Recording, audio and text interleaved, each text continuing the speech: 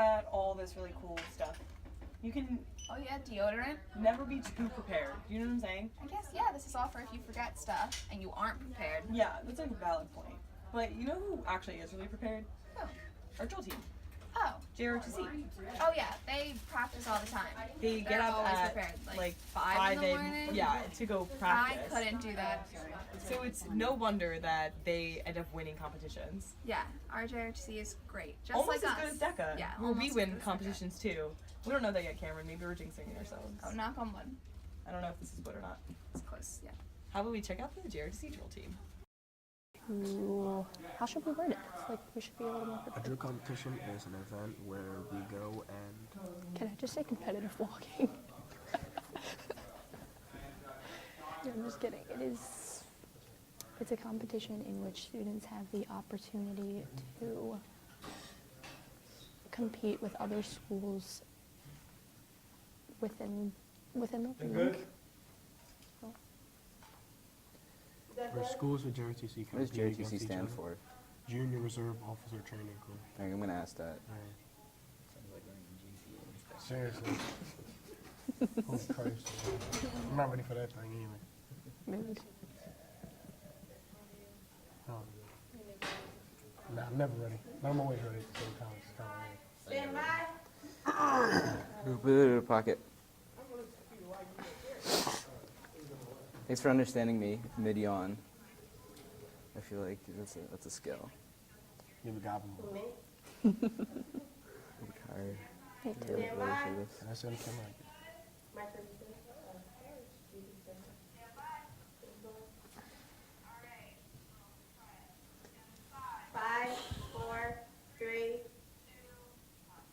Hi, I'm Mike Berkowitz. I'm talking to some people from JROTC. So first question, what does JROTC stand for?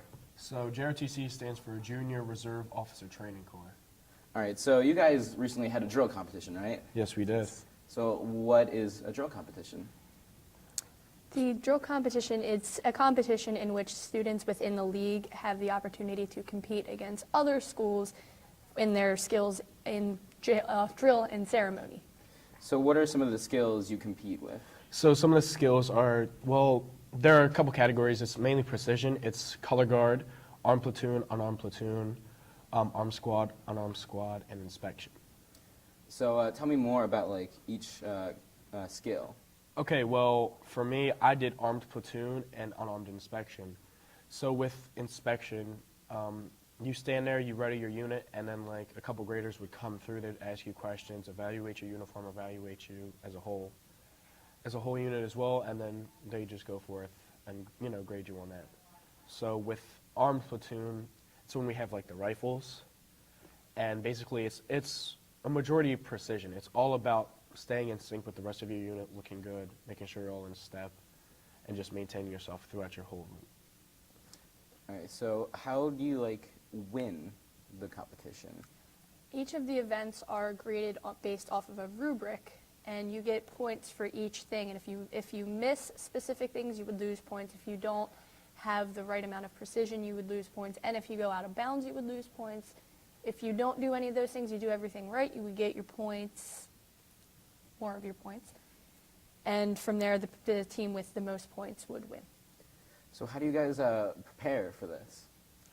Well, we come in every day. 6 in the morning. 6 in the morning, and we're here until 7, and we just work like, you know, as a unit. So I would work with the people who were in my platoon. She would work with the people in her squad, and we just, you know, go through every day until the competition comes up so that we're better once the competition actually comes, please. So when the day of the competition like is here, like what happens? Well, first things first, we come here, we make sure we load all of our equipment into Sergeant Sheffo's car. We all load on the bus, and then we go to the school that is holding the competition from there. We're generally one of the first ones there, so we'll take a little bit of time to practice, kind of get ourselves together, and then when the competition begins, everybody just kind of goes through their sequence. So how did you guys do? Did you guys win anything, or? Well, how'd I it go? got first in both of my events. So, yeah. I had first place in my event. So speaking of events, we got a lot of people here. So we'll start this way, and you guys just tell me your event and like how you think you did. Okay, my event was color guard, and think we did pretty well. It could use some work, but we got third place overall. My event was Armed Squad. There could be a lot of improvement, but overall we got second place. Well, I don't even like. So my events were unarmed inspection and armed platoon. We came in first overall, and I felt really good considering that I didn't know the sequence until like 2 days before the competition. Nice. So yeah. And my event was the unarmed squad. We've been working since the beginning of the year. I've had the same squad all year. We got first place for this competition. And then there was also our unarmed platoon, which was led by Irviana Swittenberg. Figured I'd give her some credit. And we got second place for that. for that as well. So how many schools show up to these events? Well, see, it depends because there's a couple different competitions. We have one in Pleasantville. There's one that was in Overbrook, and this last one, which was at Roxborough. So at Roxborough, there's a thing called All City and All League. We're just members of the league because we're not in the city of Philadelphia. All City is just spanning the entire city of Philadelphia, all of their JROTC units. So out of all league, I believe there's about 6 or 7 schools. We came first. All City, we don't compete in that category. But when we go to like places like Pleasantville and other things like that, we compete with all of them as well. Yeah, generally it's about 6 to 7 schools for the smaller competitions. So how many times do you normally place like this high, or is this like a first time? Well, see, in the past, like not necessarily this year, but years prior, we've tended to place pretty well, either first or second. This year, in the beginning of the year, we had a bad start, so we weren't really placing well. The only trophy we had actually gotten up until before Saturday was second place in unarmed platoon, which was Irviana Swittenberg. No, because I placed in unarmed squad. and she placed as well. And the color guard. All right, listen. Her So color guard. we've got placed first before. place. Okay. We always place in Okay, at least but- one event. Yeah, we always Okay. place in at least one event. That's what I'm trying to say. I was just referencing Pleasantville. Because, All right.